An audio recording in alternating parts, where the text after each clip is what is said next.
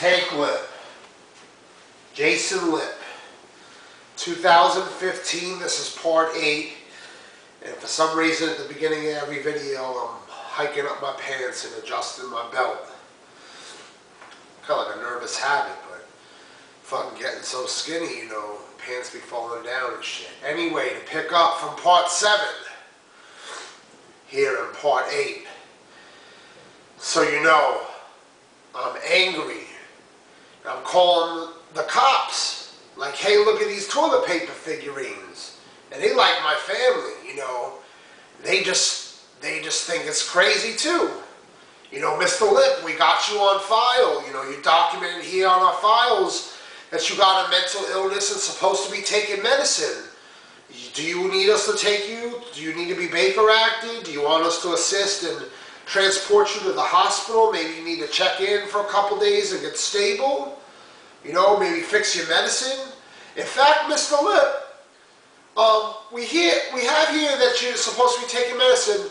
My supervisor just informed me that we need to go up in your room and check to see that you have your medicines and that you're taking your medicine.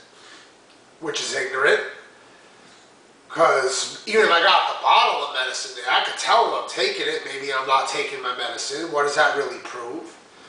They got it on file from what, 4 years ago? In 4 years I might have emancipated out of my mental illness. Maybe, you know, I learned some holistic ways to cope with my illness other than the meds. Maybe I used the meds 4 years ago to get stabilized. And now I'm doing it without meds. The fuck are they? I'm calling them for help to investigate toilet paper figurines. I know this seems ridiculous, but just bear with me. I almost want to laugh myself right now. It's kind of ridiculous. I'm calling them to investigate some toilet paper figurines. You know what I'm saying? And they want to fuck... I am going to fucking laugh. This shit is ridiculous. They want to check to see if I'm taking my medicine. I guess I'm boy that cried wolf because I call them every week, you know, to either look for the men on the roof that I hear walking around up there in my attic and shit, or to show them new toilet paper figurines and it just looked like toilet paper to them. They want to see if I'm taking my medicine and I'm the boy that cried wolf. Now they want to check me back in the psych ward that I'm trying to stay out of. I'm trying to stay out of because I know people coming to my house and trying to freak me out so that I go back in the psych ward. And as I'm trying to protect myself from having to go back to the psych ward, the cops that I'm supposed to be there for my help, like if I'm under some type of threat, being terrorized, they say pay attention in your community. I'm being terrorized in my own home, you know. It's on some other next level 9/11 shit, like in broad daylight in my home. There's terrorists terrorizing me with toilet paper figurines. I'm a sick, mentally ill man. And they try to prey on my mental weakness. Even though I became more Buddha-like and strong. Through, you know, eventually you learn how to cope. Like a Pavlov conditioning test. You know, when that dog wants to get his food, or that rat want to get its food, they learn how to press the red bell instead of the blue and the yellow and the purple. They know which one gets them their food. So I just learned at a certain point that the more you react and have panic over shit that's freaking you out, you just deteriorate more. So I don't freak out, but I'm still determined to find out answers, like what the fuck's going on, and it's evolved to where I think they in my home. It's no longer just bad genetics. It's the circumstantial things actually being done to make me sick. I'm the gerbil in this experiment. I'm the rat. So I'm trying to rat on the people trying to make me a rat. That only seems fair. So, you know, not the biggest fan of cops, not a fan of snitches, but I'm snitching. And they just want to check to see if I'm taking my medicine. That seemed like a violation of my rights. Like, because I think it's just an ironic, ludicrous test they doing. Like, but I humor them to get them the fuck out. I see they know help. Get them the fuck out of my house and make sure they don't cart me away to the hospital that I'm trying to stay out of. I show them my fucking medicine bottles, and they satisfied. Then they get the fuck out. Now I know I need to take it in my own hands. So what do? I get 21 cameras, 21 surveillance cameras. I put them in every fucking nook and cranny in my house. I got 6 shooting out the front, the driveway, front of the house, down to the front door. I got cameras in the trees shooting at the fence near the road, so if people come from the road, try to hop over the fence, I got cameras shooting that angle. Windows, sliding doors in the pool area.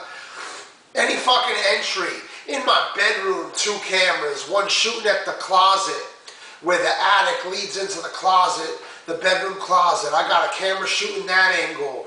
So maybe if they come in from the roof, through the attic, into my bedroom closet and getting in that way, I'm going to see them on that camera, coming out my bedroom closet.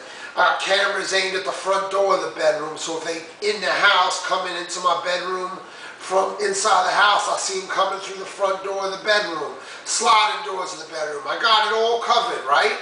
24-hour coverage from the DVR, that's recording the camera surveillance, 24 hours a day.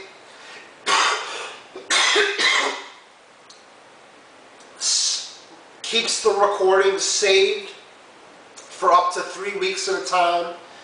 And if you don't want to lose that footage at that 3-week point where it starts recording over the stuff, you burn it onto a CD before you lose the 3 weeks of footage.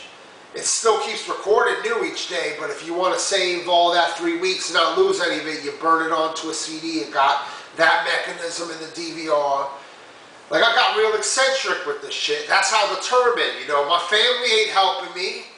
They just causing more reactions than fighting with my family, get me all worked up, trying to explain to them what's going on, and then they get me back in the hospital.